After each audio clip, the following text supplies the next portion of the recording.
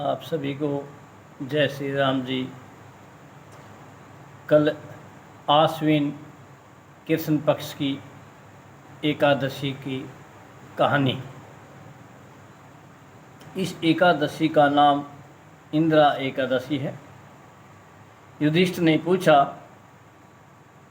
भगवान अब आप कृपा पूर्वक आश्विन मास की कृष्ण पक्ष की एकादशी की कथा को कहिए।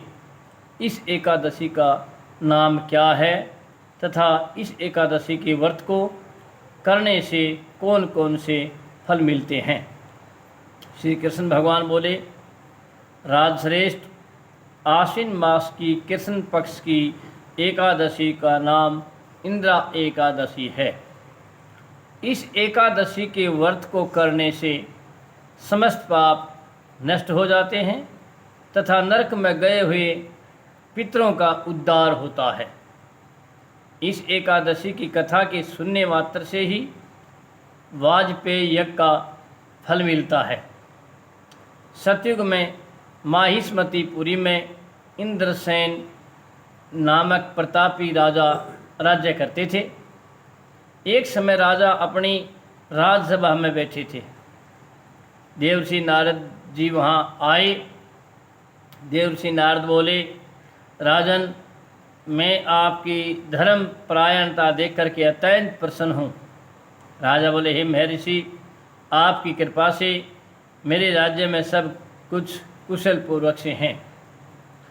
नारद जी बोले, राजन, मुझे एक आश्चर्य हो रहा है कि एक समय जब मैं ब्रह्मलोक से यमलोक को गया तो उस जगह यमराज की सभा के मध्य में मैंने आपके पिताजी को बैठे देखा था। आपके पिता महान ज्ञानी, दानी और धर्मात्मा थे। वे एकादशी का व्रत नष्ट हो जाने से यमलोक को चले गए।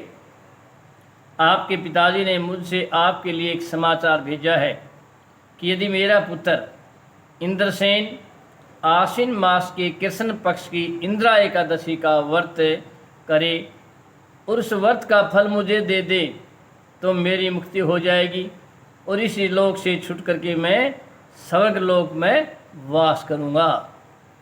जब राजा ने देवर्षि नारद जी से ऐसे वाक्यों को सुना तो उसे बड़ा दुख हुआ। वह इंद्रा एकादशी के व्रत की विधि पूछने लगा। नारद जी, आप मुझे इस एकादशी के व्रत की विधि बतलाइए। नारद जी बोले, राजन, आश्विन मास की कृष्ण पक्ष की दशमी के दिन प्रातःकाल श्रद्धा सहित स्नान करना चाहिए। इसके पश्चात दोपहर को भी स्नान करना चाहिए। श्रद्धापूर्वक पितरों का श्राद्ध करें और उस दिन एक समय भोजन करें। रात्रि को पृथ्वी पर शयन करें। दूसरे दिन अर्थात एकादशी के दिन प्रातःकाल दातुन करें और स्नान करें। इसके पश्चात भक्तिपूर्वक व्रत करें, धारण करें और यह कहे, मैं आज निराहार रहूँगा और समस्त भोगों को त्याग दूँगा, भोजन कल करूँगा। हे भगवान, आप मेरी रक्षा करने वाले हैं, आप मेरे व्रत को निभाइए। इस प्रकार आचरण करके दोपहर को शालिग्राम की मूर्ति को भोग लगाएं। भोजन में से कुछ हिस्से गऊ को दें। विष्णु भगवान की धूप, दीप, नैवेद्य आदि से पूजा करें और रात्रि को जागरण करें। इसके उपरांत द्वादशी के दिन मौन होकर बंधु बांधव सहित भोजन करें। राजन, यही इंद्रा एकादशी के व्रत की विधि है।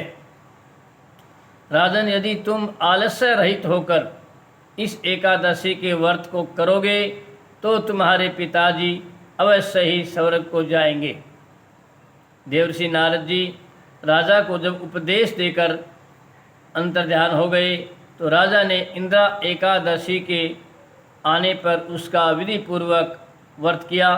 बंधु बांधव सहित इस व्रत के करने से आकाश से पुष्पों की वर्षा हुई और राजा के पिता यमलोक से गरुड़ पर चढ़कर स्वर्गलोक को गए। राजा इंद्रसेन भी एकादशी के व्रत के प्रभाव से इस लोक में सुख भोग कर अंत में स्वर्गलोक को गई। भगवान श्री कृष्ण कहने लगे, हे धर्मराज युधिष्ठिर, यह मैंने तुम्हारे सामने इंदिरा एकादशी का महात्म्य का वर्णन किया है। इस कथा के पढ़ने व सुनने मात्र से ही समस्त पाप नष्ट हो जाते हैं और अंत में मनुष्य सर्वलोक में जाकर वास करता है। कथा का सार, मनुष्य को चाहिए कि वह जो भी संकल्प करे उसे तन मन धन से पूरा करे। किसी भी कार्य का संकल्प करके तोड़ना उचित नहीं होता। ओम नमो भगवते वासुदेवाय। जय श्री राम जी।